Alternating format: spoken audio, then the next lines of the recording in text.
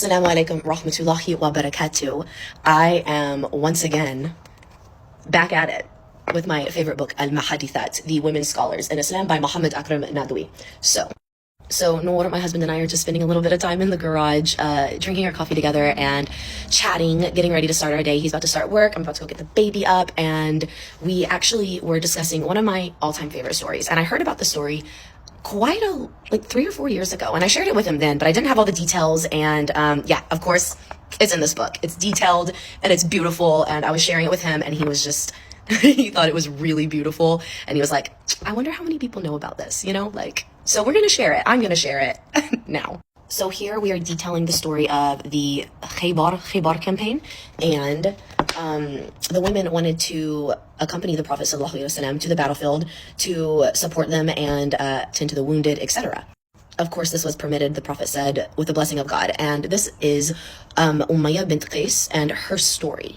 Bismillah, then we set out with him. I was a young girl. He made me sit on his she-camel behind the luggage. He got off in the morning and made his camel sit down. I saw the bag had traces of blood from me. It was the first time I had a period. Then I sat forward on the camel trying to hide it, and I was embarrassed. When the messenger of God sallallahu alayhi wasallam saw what happened to me and the traces of blood, he said, perhaps you have had menstrual bleeding. I said, yes.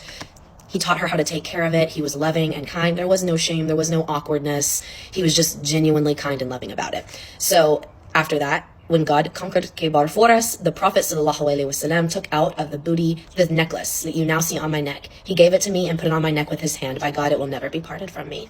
SubhanAllah. So this girl was not only attending with the Prophet on the battlefield, so the Prophet absolutely had women accompanying him in military campaigns, out to congregational sessions of knowledge.